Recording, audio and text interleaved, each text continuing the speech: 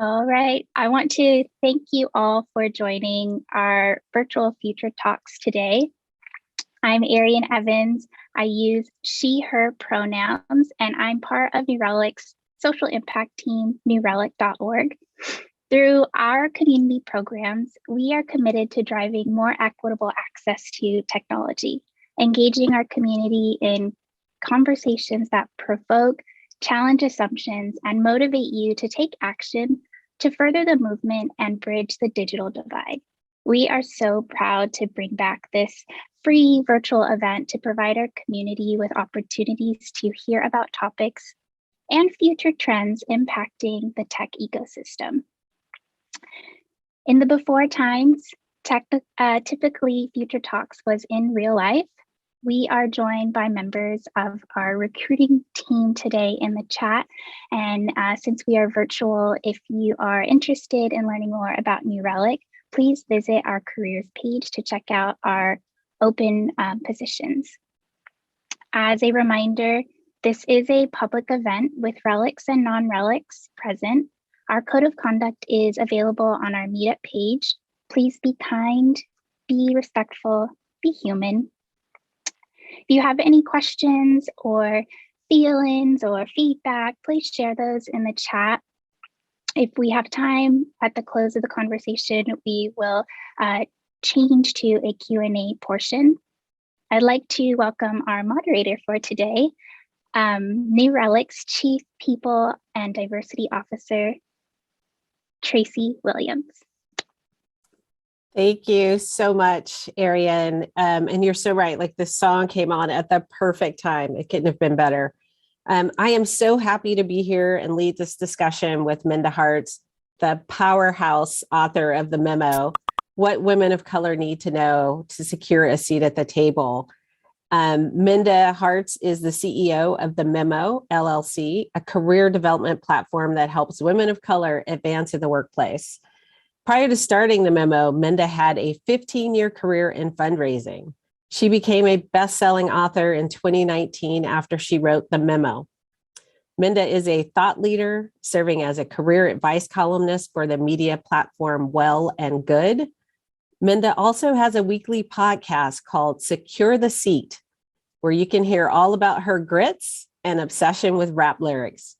She's a sought-after speaker and thought leader, frequently speaking on topics of advancing women of color, leadership, diversity, and entrepreneurship. In 2018, Minda was named as one of the 25 emerging innovators by American Express. When Minda isn't fighting workplace inequality, she serves as an adjunct assistant professor at NYU Wagner. Minda has been featured on MSNBC's Morning Joe, in Fast Company, The Guardian, Time Magazine, The Wall Street Journal, and more. Minda was also chosen by the General Assembly to serve as one of their dream mentors, alongside women like Cindy Gallup. We're here today to welcome Minda to talk about her new book, Right Within: How to Heal from Racial Trauma in the Workplace, which was just released late last year. Right Within encourages women of color to center on their own experiences and not those of others, and show them the importance of and how to heal and thrive in the workplace. Minda, thank you so much for joining us at Future Talks. Hi, Tracy. Happy to be here. Happy to be back at New Relic. Yes. 2 years ago, I was in the space, and now we get to do this again virtually, so I'm honored. Yes, we're so happy. Thank you. I want to start with just the dedication. It really resonated with me. And I can tell you that the full book actually really resonated with me. I felt like it was written for me. But the dedication, dedicated to all the Black women who were told they needed to be strong for someone else instead of themselves, I mean, really hit home for me. And I can tell you that that's a thing that many of us, I have felt this my entire life, this additional pressure of you can't let them see you cry. You have to always be more than. There's like this tremendous burden, I think, that we carry for so many different reasons that really impacts our mental health and well-being, not just in the workplace, but it carries over to home. So why did you choose this as your dedication? Yeah, that's a great question. And thank you for your kind words after reading Right Within. I was really, the dedication actually came at the last thing I wrote. I wasn't sure how I wanted to dedicate the book. You know, you think about, oh, I could do it to my mom again or my brothers or something like that. And then after I finished writing Right Within, I thought of the tax that a lot of Black women of color carry. And we tend to center everybody but ourselves. And when you're pouring from an empty cup, you never get to get the best for yourself. And I realized that that is not selfish, that's selfless when we start to recenter the narrative, because we can give our best if we're full, right? And so I really wanted to center Black women to say, hey, we don't have to have this invisible perfection pressure. What would it be like to just love on yourself a little bit? And I see you. And that came last. And I felt like it was the perfect way to close the book. Yeah, it definitely was. I think about the comment, I see you. I think it's the I see you. I understand, all that you go through to be successful, to make it in today's corporate workforce, that lots of people don't have that same experience. So thank you for writing this book for me. It was for you. Yes. Absolutely was. So your first book focused on, sort of teaching Black women and women of color how to navigate networking, the office politics, how to develop as a leader, and then also bring others to the table with them. But this book centers around healing. Can you tell us a little bit about the book and maybe share some of your favorite passage? Yes, absolutely. After I wrote the memo, I didn't think that I would write anymore. I really thought, you know what, there's no books like this out here by a major publisher. I need to tell some of our stories. And I thought that this was a way to do it. And then I realized that the more that I heard from women who read the book, we were all battling one common theme. And that was the traumas that we had experienced from the workplaces that we had been in. And even myself, I always say that my healing is not a one-time event, it's a lifestyle. Each and every day, I'm committed to that. And I really wanted to say, let's not normalize this treatment that we've experienced in the workplace. What would it look like if we no longer sweep it under the rug, but we put it on top of the rug, that we identify the elephant in the room, right? And finally call it what it is. And so that we can be free. We're in Black History Month. Many of our ancestors never had the opportunity to truly experience freedom. And in some ways, we get a chance to do that on our workplaces, in our jobs now, unlike those in the past. But it was because of their freedom that we are beneficiaries of their courage. And so it's imperative that we lean into our courage in these moments and have these conversations and heal, so that we honor all the work that they did to get us to this point today. Absolutely. And thinking about the two books, then, how would you say that they're connected? Oh, I'm sorry. I want you to read a passage. Yes, let's do that. Yes. A quick little reading. We're going back to when I was younger. My mom used to take me and my brothers to the library, and we'd sit around the librarian, and she'd have the book. So come close, kids. All right. So I'm reading out of a chapter called Maintenance, because regardless if you've experienced racialized trauma or sexism, ageism, homophobia, however you might have experienced trauma, it will require maintenance for us to continue on, so we're not constantly triggered. And I want to read a little bit from one of my favorite and hard passages that it was really hard to write. Maintenance strategies really can make or break your healing progression. I remember attending a working lunch with an executive at my office. Let's call him Keith. I was staffing him for an important client meeting to close a significant deal. I considered this executive a good and decent man, and we got along great. I had no reason to think he didn't have my back. But then again, we had never been in a situation that would require him to have my back. At any rate, we sat down for lunch and waited on the clients, who were running about 10 minutes late. The clients were a married couple. The husband, John, was a white male, and the wife, Connie, was a woman of color. I had spent some time with Connie before, and we had a good rapport. I had met John briefly, but never spent any real time with him. To make a long story short, another Black man had been murdered by the police recently, and the story was dominating the news. And somehow it came up in conversation. At one point during lunch, John said, "I don't get it. Why has it taken Black people so long to get themselves together? I mean, look what happened with the Japanese, and they have been able to accomplish so much." My mouth dropped to the floor. Like, dude, I am part of those Black people you speak of. I was beyond surprised. I could see Connie and Keith trying to look away while John proceeded to have his foot in his mouth. Before I knew it, I said, I disagree. You can't compare the hundreds of years of racial oppression that Black people faced in this country to Japanese people's experiences in this country. Yes, they've experienced racial bias, yet many of those families received a form of reparations as well. But John clearly was trying to pit one group who was oppressed by white people against another, which in my opinion is anti-Black. I remember taking a sip of water and saying an internal prayer that Connie would stop this jerk or that Keith would chime in, but neither of them said a mumbling word. They let him continue to inflict his ignorance on the only Black person sitting at the table. If my face could have turned red, I'm sure that it would have. At one point, I was determined not to go back and forth with him, so I just ended the conversation. Maybe this is a conversation we should save for dinner and drinks. I awkwardly laughed and shifted the conversation back to the reason we were at lunch in the first place. After lunch, I was riding in the car with Keith and secretly hoping he might say something about what had happened. But yet again, he was a colleague who couldn't or wouldn't step up when I needed him. His stop came first, and when he got out of the car, I felt tears well up in my eyes. I was triggered. Keith might as well have put me back in the office with Carrie. For some reason, I expected more from him, but then again, why did I? I wanted to give him the benefit of the doubt. I wanted him to see me in that moment and feel what I felt. I wanted him to care. I also wanted to believe that Keith was different than my former colleagues who watched the racialized situations go down and did nothing.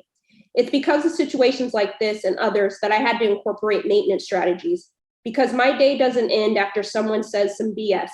I still have to continue to work, take care of my family, and be present. I had to learn not to allow these racialized experiences to paralyze the rest of my day. I refused to let racism have that power over me anymore. Later that evening, I met back up with Keith for dinner with some different clients, not John and Connie, thank God. We both arrived early to chat about our game plan for the dinner. When I was in the situation with Carrie, I hadn't advocated for myself in the ways that I wanted to due to fear. This time, I got the courage to casually bring up the situation that had transpired at lunch. I asked Keith what he thought about what John had said again. He seemed surprised that I had brought it up and replied, well, you know, I'm sure John didn't mean any harm. When he said those words, I felt like Ralph Cramden in The Honeymooners. I wanted to take Keith straight to the moon. For the love of God, that man had the audacity to eat his lunch that we paid for, look me straight in the eye, and make the case that Black people could have had a better shot at the American dream, but didn't work as hard as the Japanese. And Keith had the nerve to tell me he didn't mean any harm. What the heck did John mean then, Keith? Right within. Yes. And I love the idea of maintenance strategies because, you know, if we're honest, those are the types of things that we face daily, right? There's some little cut in your armor that you put up that you learn to when you heal. Let's talk a little bit. I want to jump in because this maintenance piece is so important, but let's talk a little bit about the healing. What are your recommendations and what are some of the things that you suggest for women to use to heal? Yeah, I think it's important. Again, I think a lot of people don't even realize that they could heal from this type of behavior, right? Because we've normalized it. I know for me, when I was in my 15-year career, I started to tell myself a story that this is just the way it is for women. This is just the way it is for Black women at work, right? So strap in and finish out this thing and get your gold watch when you retire, right? Like I had just settled into it, right? And I realized that I might be working at the same place, Tracy, with other people, and we're experiencing that workplace differently. There's some people that are never experiencing microaggressions, macroaggressions every day. And then there are others like myself who would experience them several times a day. And I realized that if we say that diversity, equity, inclusion, belonging are important pillars in our companies, then that has to be demonstrated and that has to be accessible to every single person. And I didn't feel like my humanity was welcomed in many cases. I felt like my dignity was stripped away at the expense of someone's good intentions, right? At someone's didn't mean any harms. And I started to interrogate and investigate that for myself and say, wait a second, when I'm in certain situations, I'm feeling triggered, I'm feeling anxious, I'm feeling paranoid, I'm feeling all these anxiety at any given turn. And I couldn't figure out why that was happening. I thought I was going crazy, because we're not affirmed in these spaces. And so sometimes we think it might be us is the problem. And I started to think that. And then I realized, no, when I enter into certain rooms or certain meetings with certain personalities, that's when I feel this overwhelmed trauma. That's when I feel this stuff. And I realized that I had to give myself permission, to acknowledge that this is not okay, to give voice to it. Like for so long, I didn't even want to call it racism because everyone else was saying that it wasn't. And so that's like a bad word at work, right? So I realized that in order for me to heal, I had to acknowledge that this harm was happening to me, right? And that's for us to acknowledge that, because I kept sweeping it under the rug. So I would encourage everyone, if you've experienced any type of trauma, our first piece is acknowledging you can't conquer what you can't confront, right? And even if nobody else acknowledges that in the room, you can affirm yourself. And so part of our healing journey, Tracy, is acknowledging that we have been harmed and that we have been in unequitable situations. Again, maybe not intentional by our colleagues, but the impact is that. And I can't bring my authentic self to work being harmed.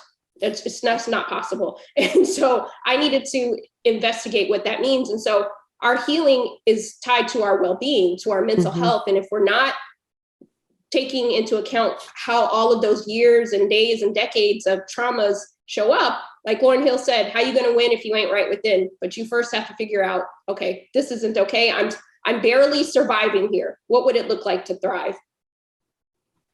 Yeah. And that I think about so many times, and I remember so many of those things, right? It's not, and this is how you know it's trauma, because those things happen to you, you experience them, you question yourself. I have asked myself, am I being too sensitive?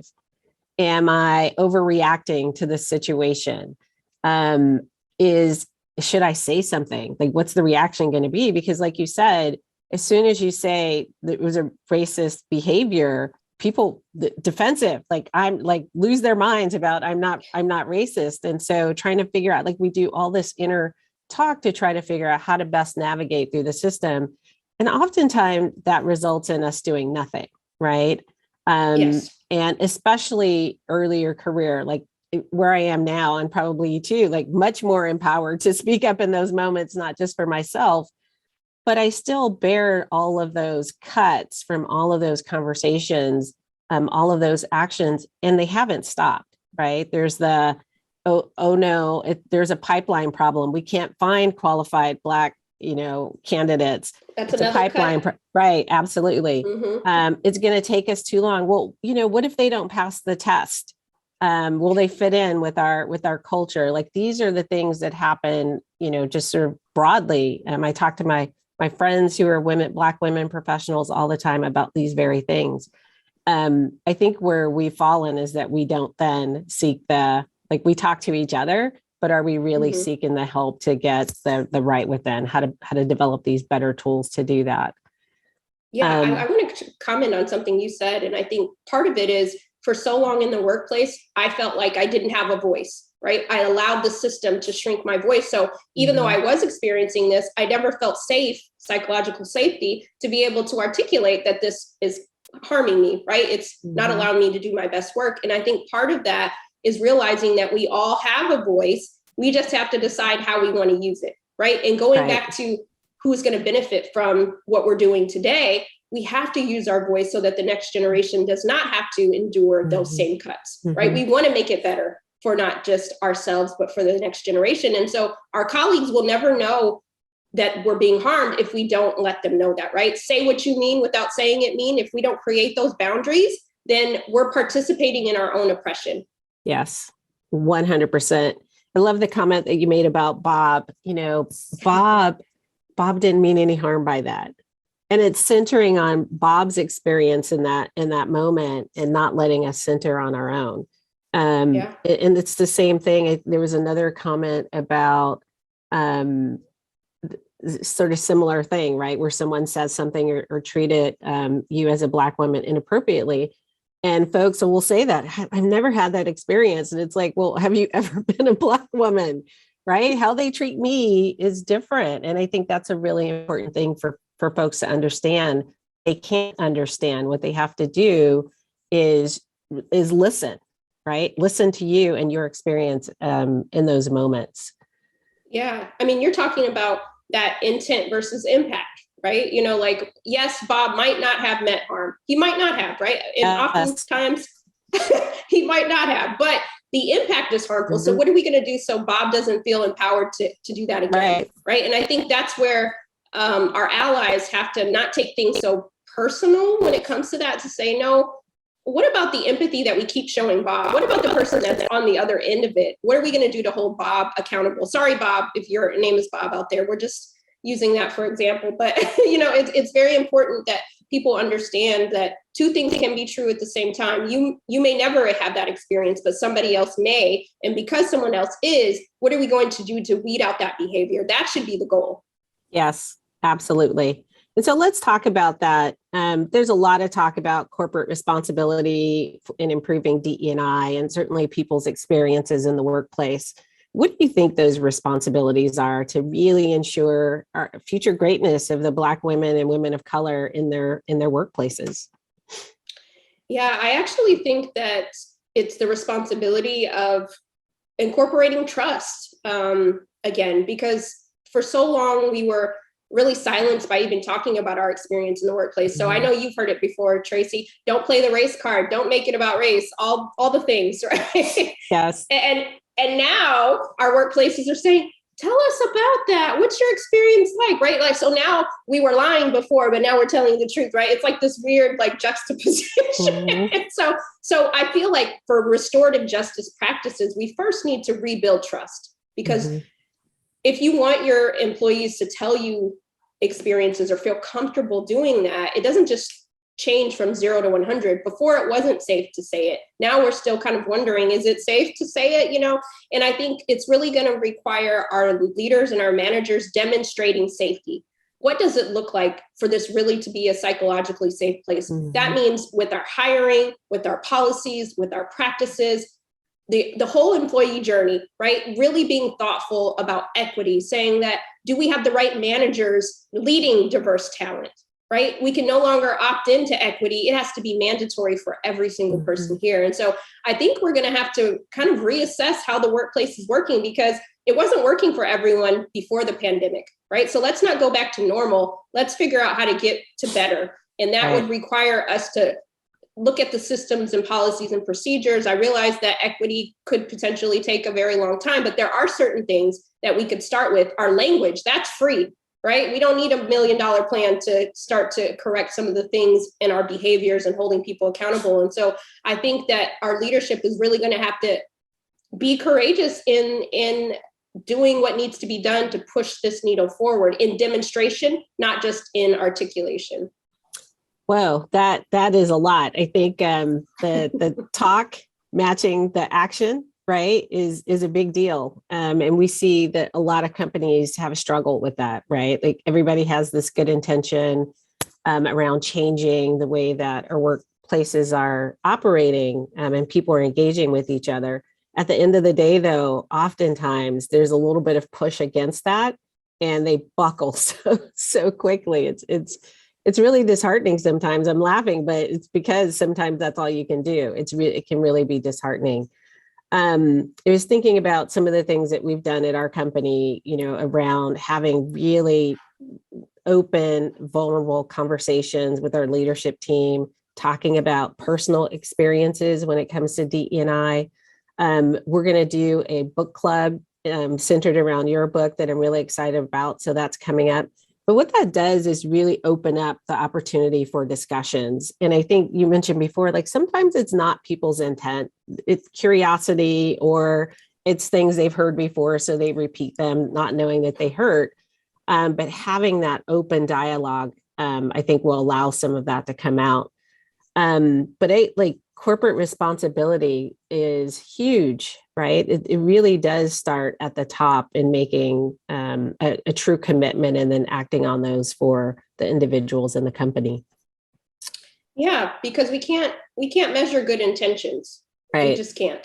You know what I mean? Like we can't measure any of that. And it also signals to those who feel like they're on the margins that this isn't important, right? Because there's a lot of companies that said, oh, racial justice matters, Black Lives Matter, right? But nothing has changed in their policies or procedures or even their About Us pages in the last 2 years, right? So if I'm a Black employee there, I'd be side-eyeing, like, don't talk to me about diversity, equity, inclusion, like, just run me my paycheck. Like, I don't believe you, right? And so that's why I think it's important. We have to establish trust, be custodians of trust in that way so that people believe what you say, right? To say, hey, we did make some missteps if we did, but we're committed to equity, the everyday practice of committing to equity. Yep, that's fantastic. Black women are at this intersection, right? Sexism, racism, sometimes other, right? Different abilities, LGBTQIA, like there's this combination of things. We are not one thing. They often, because of that, face even bigger obstacles along their path to success. Yet some of them have been able to, not just survive, but thrive in those situations. Oftentimes, and I think one thing you said was the Black women have developed these survival strategies to, I love this, reclaim their time. I think all of us know where that came from, and really protect our souls and accelerate momentum towards greatness. And that these strategies all rely on a commonality of community. And that for me is huge. Like, I really rely on my community of sorority sisters, my Cal crew. I went to Berkeley, so I've got a Cal crew. And then also my husband, I get to come home every day, meaning I get to walk down the hall from my office and talk about what happened at work. And having that community and that ability to vent and outlet is so important. Can you talk a little bit about kinship, sponsors, mentors, and then also the power of that community in your life? Yeah, absolutely. I echo that. Success is not a solo sport, right? And we need people who are invested in our success, and we need to be invested in other people's success. And I think about, there was one gentleman in my life, in my former life, who's still in my life today, but I call him Chuck.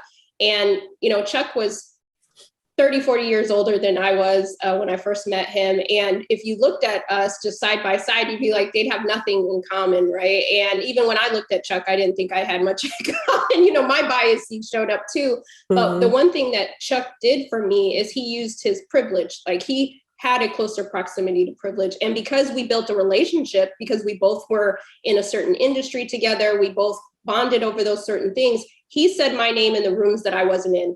When opportunities arose, he said, you know what, have you considered Minda for that? And even when everyone else in the room said, no, she's too junior, we don't know her, he's like, no, I've gotten to know her. I bet the farm on it, right? And when he did do that for me, there was one opportunity that he said my name for where everybody bucked against it because they didn't have a relationship with me. And I looked too young and it was too senior of a situation. And he called me and he's like, listen, kid, you're on, you got to take the shot. And I was actually had already been doing, how we say, you don't have to get ready if you stay ready. I was already ready. I just needed the opportunity. Right. And I slam dunked it. Like Hamilton said, I didn't give away my shot. And that actually 6 months later, I had a seat at the table that Chuck was at because of him speaking my name in the room. Right. I couldn't have done that by myself. He didn't do it because I reminded him of his younger self. Right. He took his biases out of it too. I didn't remind him of his daughter, but he saw that, what, she's a great worker. She just needs this opportunity. And I think we can all be somebody's Chuck, right? We can all do that. We all have a sphere of influence, and it's speaking those people's names, right? Do we always speak to people who look like us, or are we thinking about others? And I think that's part of equity, right? Because Chuck not only did that for me, which changed my money, it changed my title, it did so much for me. I was already doing the work. I just needed someone to see it, right? I needed that sponsorship. Black women, Black people, we tend to have a lot of mentors. There's a lot of people who will give us advice, but we are under-sponsored. We need those people who are in the rooms we aren't in. And so I'm thankful to my Chucks. Chucks come in different shapes and sizes and identities in my life today. And I always think, who can I be a Chuck for? And I think each of us, regardless of our titles or where we are, we can always leverage and speak someone else's name in the room. And so that power of community is what allows people to thrive and be their best selves and do their best work. Minda, that is so powerful. And I think, people often don't understand the difference between a sponsor and a mentor. And it is so important. The sponsor is in the room, and saying your name when you're not there has no real benefit from saying your name, except that they see you. right? They see you and the talent that you bring, and having that advocate is so powerful. And I can tell you a personal story. And in my last company, I was supporting a business unit as an HR business partner. And we were a small sort of startup inside of a much bigger company, but the CEO of the larger company was doing a roadshow. My CEO, I saw him do it. He didn't know I saw him, but he was across the room and he's talking to the CEO. And I could see, I don't know how I could read his lips, but he was like, Tracy Williams over there, like she is a star. And I was, totally blown away. I didn't know he was going to do it. But calling my name in the moment with that CEO potentially could have changed my life. Now I left before that happened and changed my life at New Relic in a different way, but it was also because of sponsors at New Relic who saw what I brought to the table and spoke my name when I wasn't there. And none of those folks look like me. Right. And that's the thing that people have to get out of their head, right? Have relationships with people of all races at all levels of organization. They don't have to be inside your company. They can be outside, like find the different people who can help you navigate this career. But folks in the room definitely want some sponsors. Yes. Great story. Let's talk a little bit more about healing, because one of the things that you talk about is the importance of therapy, or however you choose to get the therapy. But it's so important. And I think in the Black community is one that it's not something that's common, or it's certainly not spoken about. Can you talk a little bit about why you actually chose to use therapy and how you think that's going to have an impact on the community? Yeah, I think we have to normalize asking for help, right? Back to the being strong for everybody but ourselves. Sometimes we've been conditioned to suffer in silence, right? Thinking that you can heal, you can heal by not saying anything, right? Or you can just sit in your trauma, right? And one of the things that I realized was I was experiencing anxiety and depression and panic attacks, and I needed some assistance with that because I know that, how do I put it? I love myself enough to get the help I needed, right? And I knew that I deserved better than that. My mental state deserved better than that. And that I had a whole career ahead of me, and I wasn't going to let these oppressive systems like stop my best work going forward. And I realized that I couldn't do that alone. So yes, my faith was very important to me. But I also knew that I needed to talk to somebody and create a safe space for myself. And originally, because when I decided that I wanted to go to therapy, I often thought it was just white people went to therapy, right? Because I didn't know anyone in my community who went, or there was a stigma between only like crazy people go to, right, to get meds and all those sorts of things. And because we were not as educated about the sphere and breadth of mental wellness and health, we didn't always know what we didn't know. And so when I had told some people in my family that I was thinking about going to therapy to talk about some of the things I was experiencing, I got a lot of pushback. Like, just go to church, which I was already going, right? Just do this. And I realized that I couldn't allow my health to be in somebody else's hands. I did feel shame and guilt when I decided to ultimately choose myself, but I'm so glad I did. It was the best decision I could have made. And I talk extensively in Right Within about my journey on therapy, because I want us to normalize asking for help when we need it. Right? Having the tools, just like we all now carry hand sanitizer, you never know when you're going to need it, right? So you need your tools for you, that maintenance, that space where somebody can see you and not tell you that they didn't mean any harm. Let's talk about the harm that it has caused and how it's showing up in your life and in your body. And the other thing I'll say is, for Black women in particular, we don't live as long as some of our counterparts. We die early due to chronic stress disorders. And so that's stress, that's, anxiety, all these different things that then show up in our bodies and turn into something else, right? And so it's so important that we get a hold of our health right now so that we unpack these things. And so we pack light. Erykah Badu said one day, all those bags are gonna get in your way. So pack light. We got to learn to pack light and release that stuff. And so therapy was, and I still go to this day, every other Monday. Okay. I went on Valentine's Day. So it's still very important for us to get the tools we need so that we have support, because some of us are the only ones in our environment, or we might have people that don't understand what we're dealing with, and just having that space where you can just be free. And that does so much to you, for you. Oh, yeah. I love the thinking about the freedom there, right? There's no judgment in therapy. And I think that a lot of the things that we hold in are the things that we fear that people are going to judge us for. And oftentimes we have that historical experience, right? Family members judging us, telling us we're being too sensitive. We don't need that. Just hold your head up high. Just, fight back those tears. Just work harder. Just work harder. Just put your head down and work hard. Put your head down. You make good money. Put your head down and work harder. But therapy offers so much. It brings that ability to heal. And also maintain, right? I really like the idea of that, the maintenance and continuing to take care of yourself, and that's not a selfish thing. In order for you to be strong for everyone else, you have to first show up for yourself. And I think that's a step that many of us skip. And whether it be working out and being healthy, eating right, getting enough rest, going to therapy, going to church, whatever your health looks like, I think making that a focus is actually will allow all of us to be stronger for others. But we have to take care of us first. And a healthy you is the best you, right? I often think, who do I need to be today to be my best future self, right? And that's a healthy version of myself. And so I now take agency in saying that I'm not going to let anybody or anything stop my healing progression, because I know what it feels like to be healthier than I was 10 years ago, even 5 years ago, even 2 years ago, right? And I can do my best work. I can show up better for the people who love me being healthy, right? And when I'm healthy, Tracy, I can bring those authentic pieces of myself because I understand them a little bit more. Yes.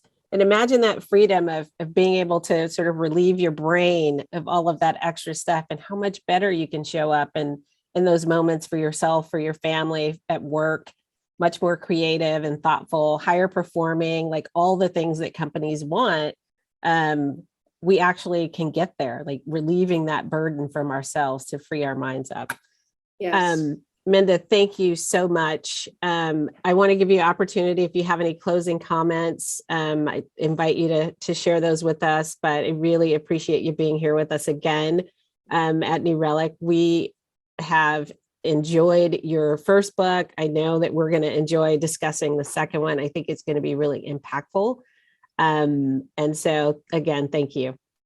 Well, thank you for making my job easy. Thank you to New Relic for always supporting me on this journey. Like I said, success is not a solo sport. And, in order to get these topics out into the world, we have to have platforms to be able to do that. And so thank you for the support. And to all of you who may be thinking about how you show up, I want to just leave you with one of my favorite authors is Toni Cade Bambara. And she has a line in one of her books that says, "Sweetie, do you really want to be well?" And I pose that question to us all, like, do we really want to be well? Do we really want that freedom? And that requires us to have those hard conversations, to center ourselves and to ask ourselves what it's going to take to be our most healthiest self. So thank you so much. Love it. Thank you.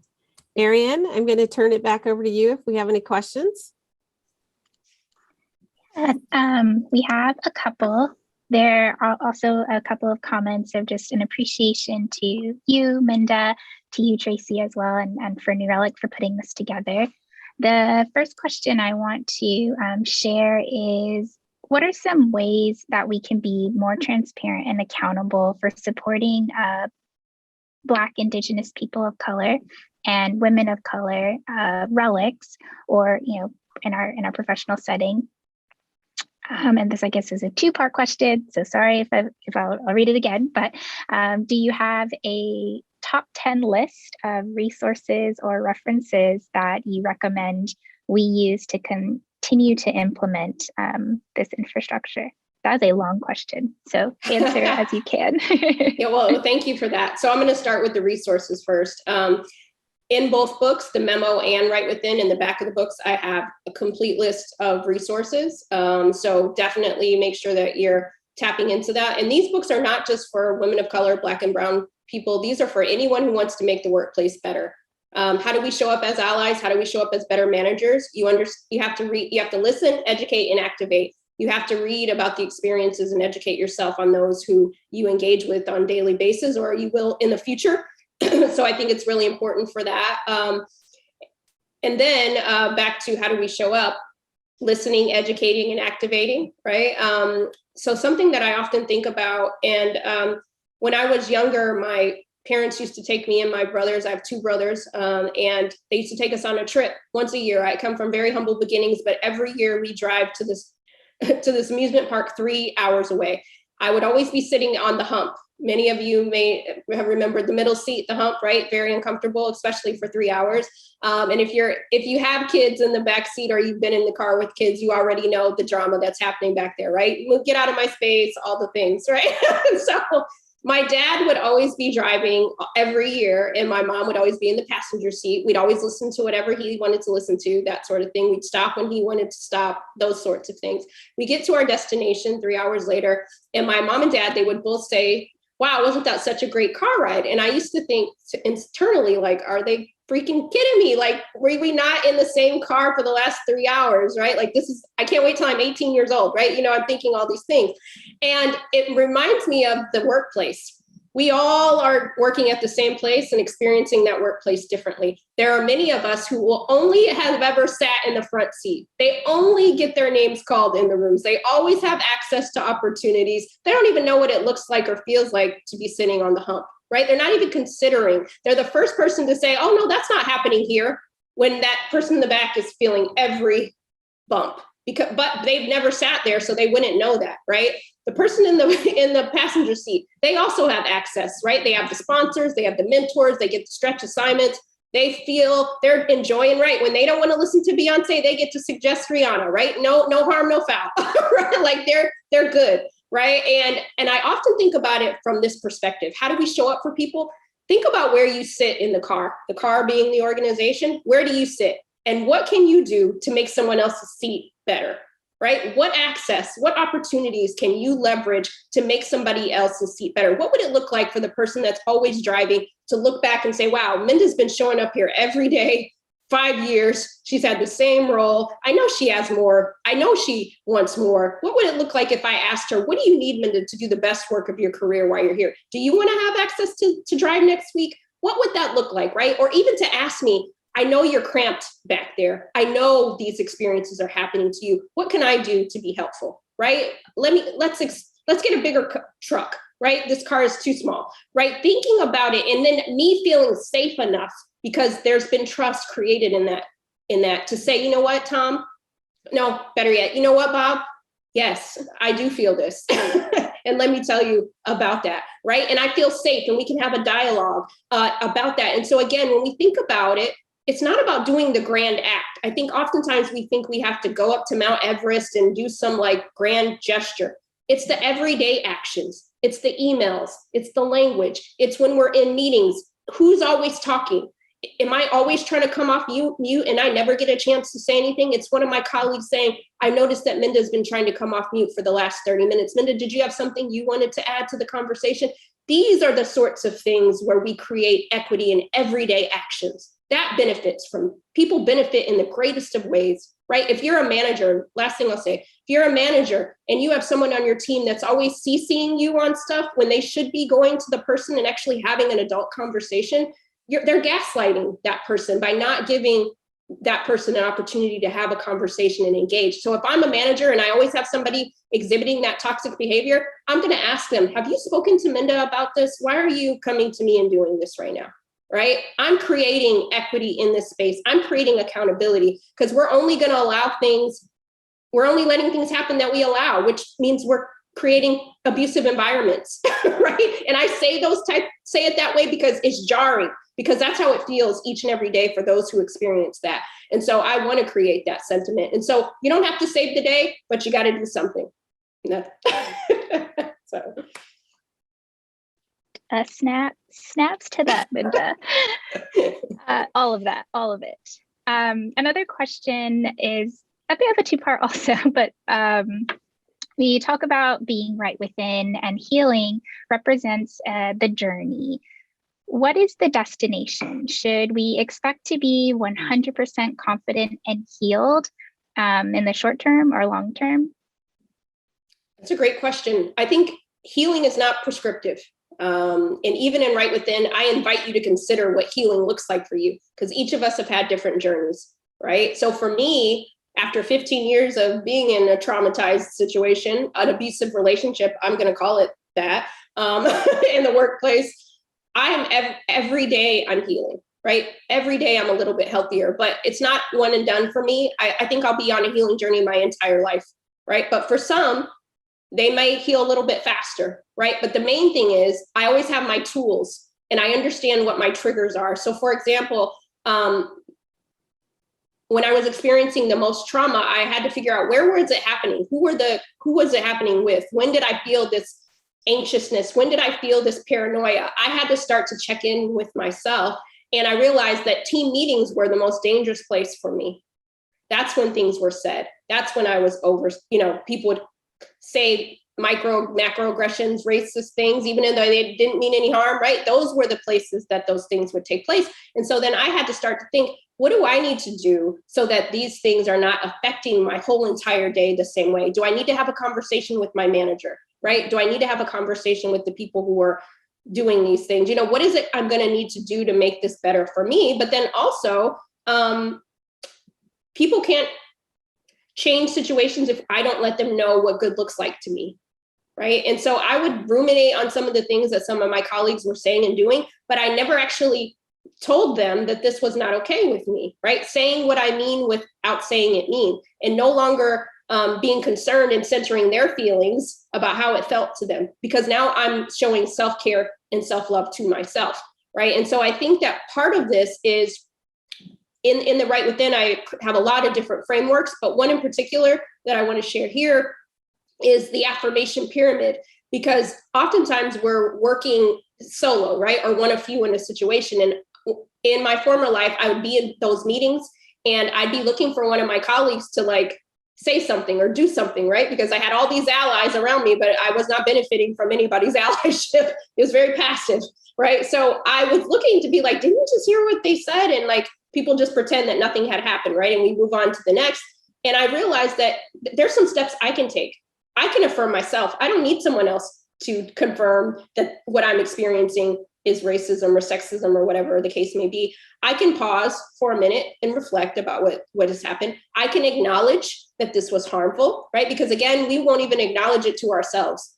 We don't have to acknowledge it to anybody else, but as long as we've acknowledged it and checked in with ourselves, no, this isn't okay. The next piece is documentation.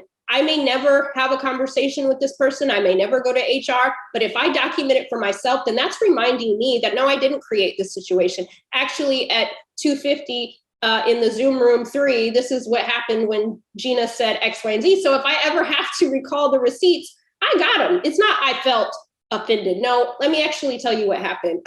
So documenting, right? Even if it's for yourself, that's reaffirming yourself. The next part is really key, redistributing the energy, because I used to then take on all of that trauma that I was experiencing and I'd be ruminating on it all day. So I'd leave one meeting, go to the next, I'd still be thinking, what did they mean? Did they mean it that way? I'd be what Roderick Kramer calls prudent paranoia. The more you notice, the more you worry. The more you worry, the more you notice. I'm like, how am I getting my work done, right? So I'm taking it with me. Then when we were not working from home, I take it home with me, right? I'd be cooking dinner. I'd be doing the things and I'd be thinking about what Gina said to me. And then I go to bed. I take it with me to bed. I wake up in the morning thinking again. And when I stop to think about that, I'm like, I got to redistribute this energy. I got to leave their trauma with them. I can't take this to every meeting with me. I can't take this home with me because that's affecting how I show up. That's affecting my mental health. So how can I redistribute this energy into something else? Maybe that is therapy. Maybe that is working out, right? Maybe it's meditation. But I realized that I'm ruminating why Tom and Gina are watching the Tinder Swindler and they're not thinking about me no more. But here I am thinking about them and letting this dictate the rest of my day, right? So I'm like, I got to cut this off. So the next piece is affirming myself again, reminding myself that I am enough, regardless if someone showed up for me or not, that I belong in every room that I enter, but maybe every room doesn't deserve to have me. I have to have these conversations with myself, right? So affirming ourselves is so key. And then we don't have to worry about if somebody agrees or disagrees. But I think part of our healing is first that right within. How are you going to heal if you ain't right within? And it starts in the mind, right? The more that we tell ourselves a new story about ourselves, the better off we can be. Yeah. And I think, as the world changes every day, right, you might feel like, yes, I got this, odd luck. And then the next day, surges of new pandemic happen. So that impacts you too. Every day committing. Yes. I'm every day committing. That's why maintenance is important. Yeah. The last question here, I think that we'll get to, what is a common mistake a white man ally may make when they think they are being helpful, but they're actually causing more harm? Do you have any examples? I'm glad that question is being asked, because I think we have to have those type of conversations. I think it goes back to the intent versus the impact. No one's asking, again, everyone to save the day, but I think that part of this is, how would you want someone to show up for you? We all know who these people are, like when we all know the personalities, we all know who these people who say the thing in the meeting all the time, we already know these things, right? So it's, now that we all know that these are toxic behaviors, why aren't we holding any of these people accountable? So this is how I'll kind of say it. Oftentimes when I was in my former life, bad things would happen inside these meetings, or things would be said, and then my good intentioned colleagues would come to me after the fact, and they would try to convince me that Tom is a great guy. He's not racist. He's not the things. But we both acknowledge that what was said shouldn't have been said, right? What was done shouldn't have been done. But people would come and say, oh, I can't believe you had to go through that. And now, before, because I was such in a traumatic state, I would find comfort in them saying that, because that meant that I didn't make this up, right? That other people saw this thing happening. But if I had to go back to the future in my DeLorean and I had to do it all over again, when those people would come to me, I would actually say, oh, so you noticed that, right? Okay. So the next time that happens, what would be helpful to me is if you did X, Y, and Z, right? Because I didn't hold those people accountable either. I used to say it was only, I talk about this woman, Carrie. I would always be like, oh, Carrie's such the bully. But then I had to realize, everyone who is allowing Carrie to be Carrie at work is just as much at fault. They're complicit in this as well. And so I needed to set some boundaries with them as well. And so why is it, we have to ask ourselves, why is it that people will give so much empathy for the people causing the harm, but none for the person on the receiving end? So how do we show up? Switch that energy, switch it around, right? What would it look like if people were going to Tom and saying, Tom, in our last meeting, I noticed that you said X, Y, and Z. How do you think that landed on Minda? I know you might not have meant any harm, but I wanted to make you aware of it, right? Like going to him. Or lastly, going to HR and saying, you know what? I noticed in the last 10 meetings that there's been some toxic behavior that might affect some of our Black, Indigenous, people of color in workplace. I just wanted, as an ally, to document this on the record. What would it look like if white men and women actually went to HR, and then every person of color doesn't have to be the one that have to do it, or not do it at all because we fear our jobs, right? So I think that we have to, again, listen, educate, and activate. Ask yourself, who's benefiting from your allyship? If nobody's benefiting from your allyship, then can you call yourself an ally?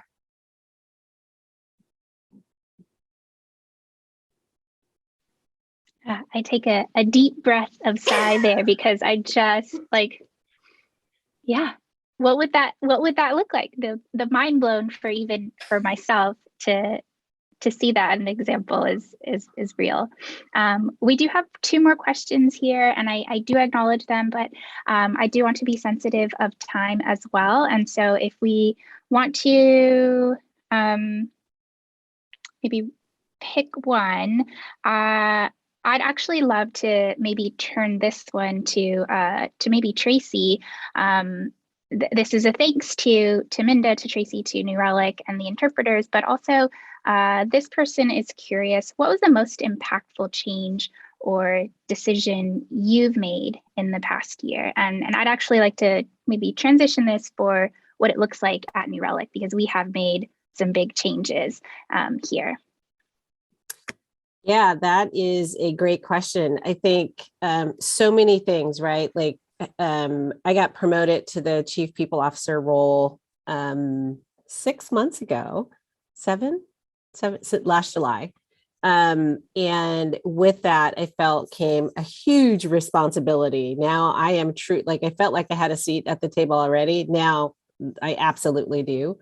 But part of that was, how do I take care of myself in those moments? Because this is a all eyes on you, very visible role. I intentionally wanted to keep the diversity DE&I part of my title. I was CDO before. I wanted to bring that with me because I wanted DE&I to remain sort of at the highest levels in our organization. And then it's been influence, right? How do we have tough conversations with each other? How are we honest and transparent? What are the systems that we can use, that we can sort of break up? And so we've done a lot of things systemically. We have a new hiring program that requires us to bring in more diversity at the top of the funnel. So no longer are people able to say, oh, there's a pipeline problem. Well, there's not. There's a mindset problem, and we all know it. And the mindset is, I can't. I don't want to, right? It's no, they're there. We now have them in your funnel. Hire the best candidate, and you've got enough people to choose from, right? So we're improving our numbers. We're improving the experience. We spent a lot of focus on Black relics over the past year and a half. The time means nothing these days with COVID. So I'm like year and a half. And investing in wellness and doing things that really showed our compassion and caring for our community. But what we know is none of that is good enough. We have so much more work to do to really break down the bias and barriers and destructive behavior that individuals engage in. And again, it's like the intent and impact thing are so powerful to think of that in a different way. And we have to change that mindset. So we're doing a lot of things, but to do it all, like I have to start with me. And I am very thankful that I have a husband who is constantly reminding me to get rest, to work out, to eat healthy. He cooks for me because it is really important. If I'm going to do my best in my role and be an example, but also look around and see who else I can lift up in those moments, then I have to be able to be my best self, right? I have to be able to bring all my energy to do that. So yeah, lots of stuff happening, but it starts with me. Thank you so much, Tracy. Thank you so much, Minda. This has been incredibly enlightening for myself. And I assume by the appreciation and thanks in the chat feature, the Q&A, it has also been wonderful for everyone in participation. We are at time, but I just want to also share and re-mention that we are hosting a book club at New Relic, where we will have Minda's second book, Right Within, available to our employees. So for all of the relics here on the call, we will send out the form for you to sign up. Recommend that you sign up. The deadline is before February 22nd. We have 50 books available, so limited. But if you have any questions, feel free to contact me, Kim Camacho, or Haley Gallant. We can help you get circled up. FutureTalks in March will be focused around the future of you, breaking the gender bias. I put a little blurb in the chat because I want to be respectful of everyone's time, but thank you again. And I hope to hear more about how everyone is continuing their journey, and also look forward to seeing more from you, Minda, on this incredible journey. Thank you for your leadership. Thank you so much. Bye, everyone. Thank you. Thanks, Minda. Thank you. Thank you to the interpreters.